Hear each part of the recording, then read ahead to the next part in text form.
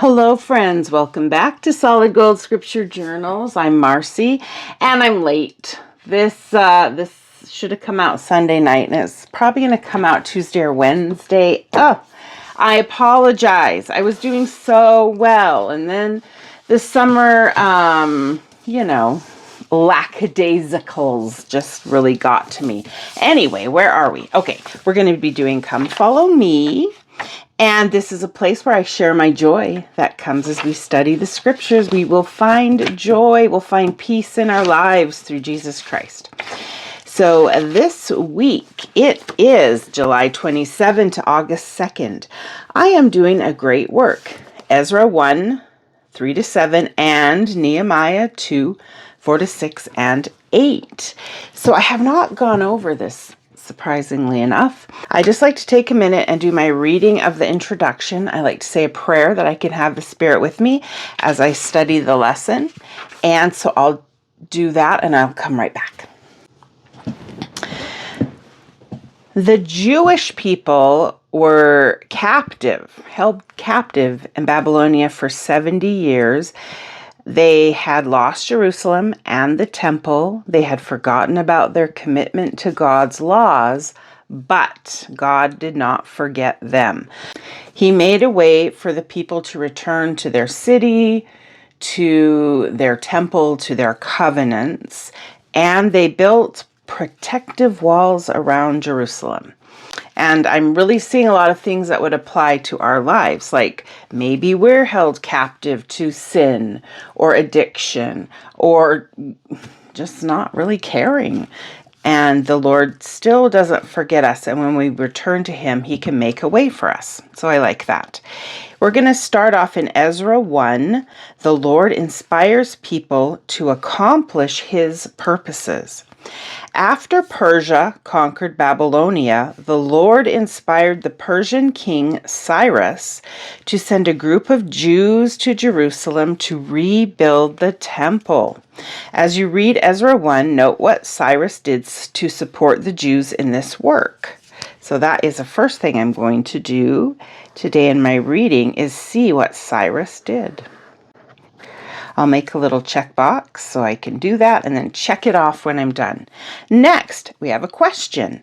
How do you see the Lord working through men and women around you, including people who are not members of His church? So I got to kind of think about that as I'm doing my reading today. And what does this suggest to you about the Lord and His work? So I think what I'll do is read Ezra 1 and then look for the things that Cyrus did, but also I'll look into it so that I can share with you the story in case you haven't done your Come Follow Me study yet, even though it is already Tuesday or Wednesday. I apologize, and here we go. Oh, wait. First, I'm going to set up my journal, my scripture journal.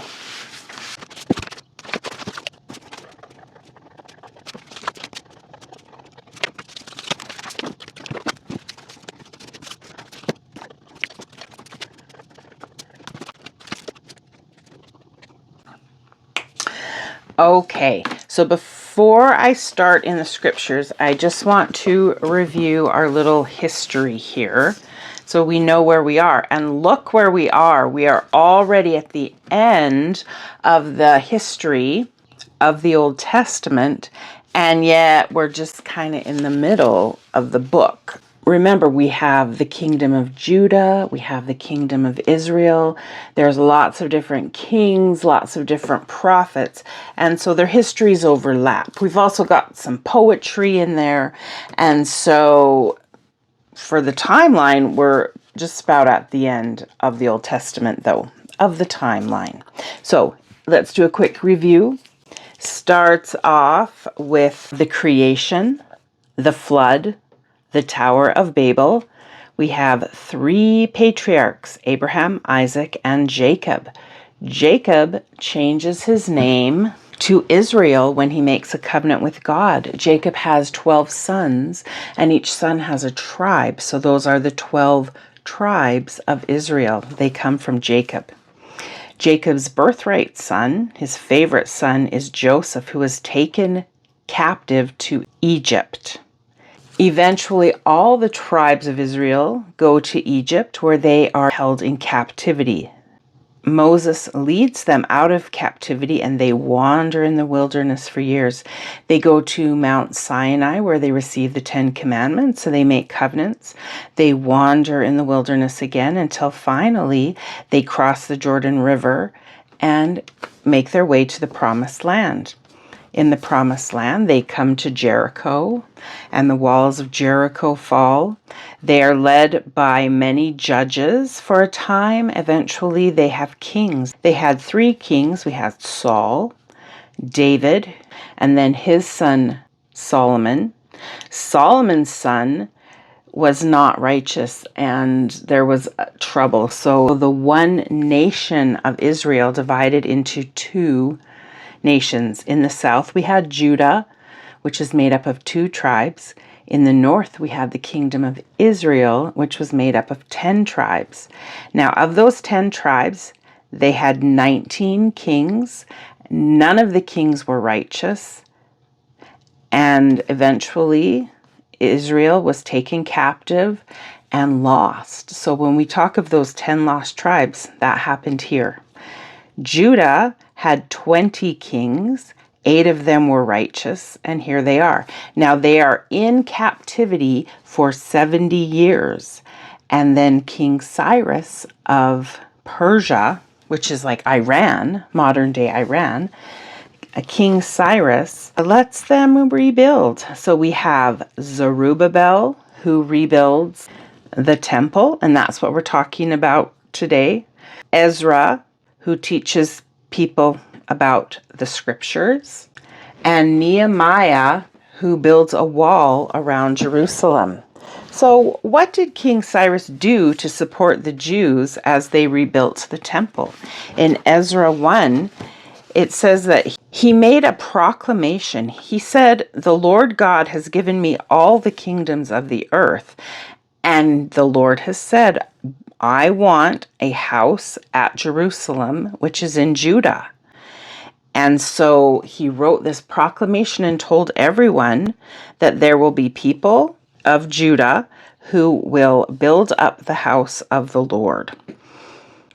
And he said, if you're not building the temple, I want you to help. I want you to make some silver, make some gold, and make some goods and help build up the temple. If you're not actually building it up, then you're behind the scenes building it up. And he said he had a lot of things from the old temple that was destroyed. So they're rebuilding the temple. And he gave those goods back to Judah so that they could put them in the temple. And there were lots of things. There were 5,400 vessels of gold and silver, and many, many things that he gave back to them so that they could put them in their temple. And that is what is in Ezra 1. So the question is, what did King Cyrus do to support the Jews as they rebuilt the temple?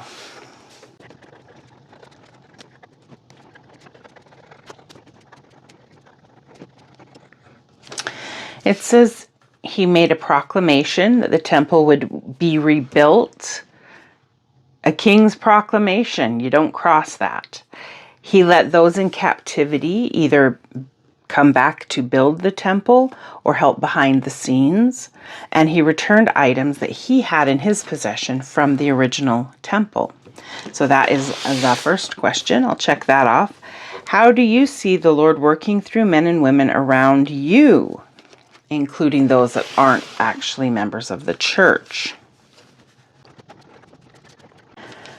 In our city right now, there is a little boy who wandered off and was lost, and we still haven't been able to find him, and he's on the news every day. And, you know, I walk into the YMCA and there's a sign there with his picture and reminders to look for him.